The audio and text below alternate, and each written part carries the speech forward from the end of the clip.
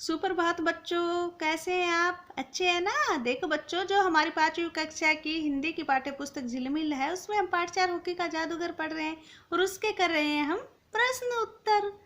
और आज हम करेंगे भाषा की बात के प्रश्न उत्तर। बच्चों, हम पढ़ना शुरू करते हैं। भाषा की बात। गोल न होने का राज खुल गया। अंग्रेजों ने भारतवर्ष पर कई वर्ष राज किया।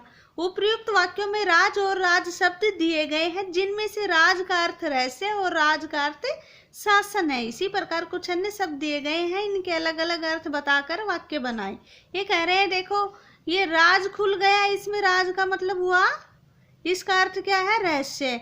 और अंग्रेजों ने भारतवर्ष पर कई वर्ष राज किया और इस राज का अर्थ है शासन, यानी इस राज का अर्थ रहस्य और इस राज का अर्थ शासन है। ठीक है, वैसे तो एक जैसे बोले जाते हैं, ऐसे पर इनके अर्थ अलग अलग हैं।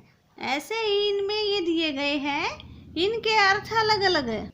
नीचे ये जो शब्द दिए गए उनके अलग अलग अर्थ बताकर वाक्य बनाने हैं। ठीक है, देखो पहला है जरा और जरा।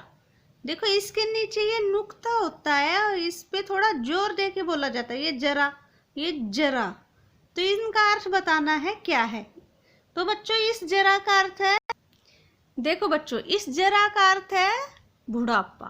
ठीक है, और इस जरा का अर्थ है थोड़ा। तो अब हम इसका वाक्य बनाते हैं। ठीक है, देखो हम इनका वाक्य में प्रयोग करते हैं। जरा में अपने माता पिता की सेवा करनी चाहिए, यानी बुढ़ापे में अपने माता पिता की सेवा करनी चाहिए। हमें बुढ़ापा नहीं लिखना, जरा ही लिखना है। और जरा एक गिलास पानी देना, यानी थोड़ा एक गिलास में पानी देना, इसका मतलब ये। ठीक है, अगला है नाज, नाज। तो इसको अर्थ बताना है। देखो बच्चों, नाज का अर्थ अनाज। गेहूं, बाजरा, चावल ये सब नाज हैं। ये हो गया इसका अर्थ। और ये होता है वाक्यों में प्रयोग, यानी एक पंक्ति बनाना। नाज, नखरा। यहाँ खाने में नाज नहीं चलता, यानी हमारे घर में खाने में नाज नहीं चलता, मतलब नखरा नहीं चलता, या यहाँ पर नाज नखरे मत दिखाओ। ठीक है, चलो अगला है गज, गज। देखो बच्चों, एक गज का अर्थ होता है हाथी। गज बहुत बड़ा जानवर होता है, या कह सकते हो गज गन्ना खाना बहुत पसंद करता है। और दूसरा गज होता है मापने की इकाई, लंबाई मापने की इकाई। मुझे 4 गज कपड़ा दे दो, कह देते ना, या मुझे 5 गज जमीन दे दो, 10 गज जमीन दे दो। ठीक है, चलो अगला है, देखो सजा और सज्जा।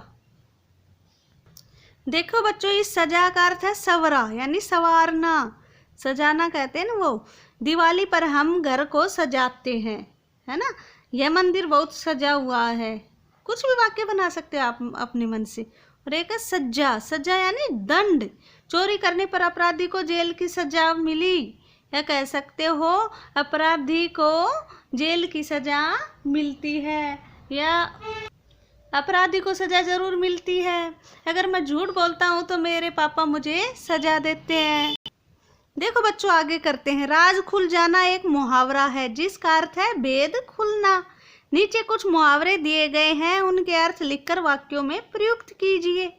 ठीक है, मछली की तरह फिसलना। बताओ भाई, इसका अर्थ क्या हुआ? तो मछली की तरह फिसलना का अर्थ होता है बहुत चंचल होना। राम मछली की तरह फिसलता जा रहा है, यानी बहुत चंचल होता जा रहा है। अगला है धूल चटाना, मतलब हराना। अब इसका वाक्यों में प्रयोग करते हैं। भारतीय सैनिकों ने दुश्मनों को धूल चटा दी।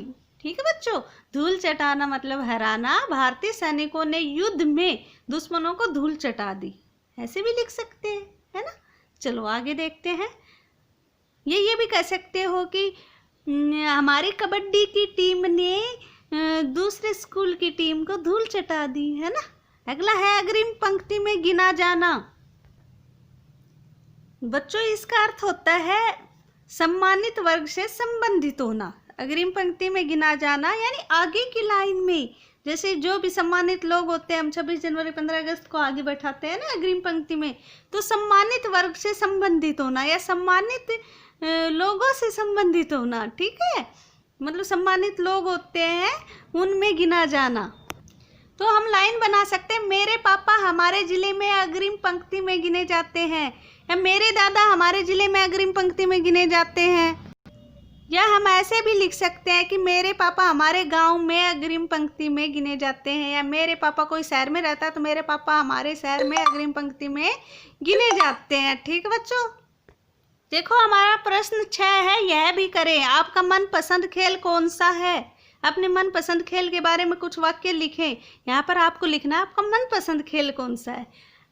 अगर आपका मनपसंद खेल हो खो खो है तो लिखोगे मेरा मनपसंद खेल खो खो है। ठीक है, इस टीम में इसमें 2 टीमें होती हैं और प्रत्येक टीम में 9 खिलाड़ी होते हैं।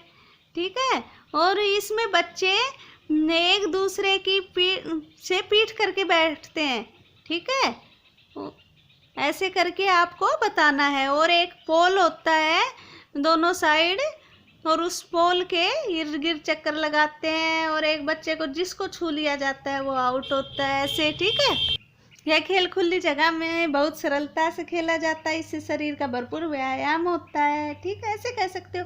और अगर किसी का मनपसंद खेल कबड्डी है तो आप लिख सकते हो मेरा मनपसंद खेल कबड्डी है। इसमें 2 टीमें होती है, प्रत्येक टीम में 7-7 खिलाड़ी होते हैं। ठीक है, ऐसे करके आप लिख सकते हो। ठीक है, इसमें एक टीम का खिलाड़ी कबड्डी कबड्डी बोलते हुए दूसरी टीम के पाले में जाता है, और अगर उसको हाथ लगा के वापस आ जाता है वो आउट हो जाता है, और हाथ नहीं लगता तो वो आउट नहीं होता।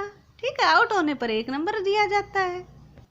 यानी इसमें आपका जो भी मनपसंद खेल है, कुछ भी, फुटबॉल, वॉलीबॉल, ठीक है, हॉकी, खो खो, उसके बारे में आपको लगभग 5 पंक्तियाँ लिखनी है, 4 या 5 पंक्तियाँ। ठीक है बच्चों, ठीक है, ये थे आज के हमारे हिंदी के प्रश्न उत्तर। अच्छे से देखना, समझना, याद करना। ओके बच्चों, टेक केयर।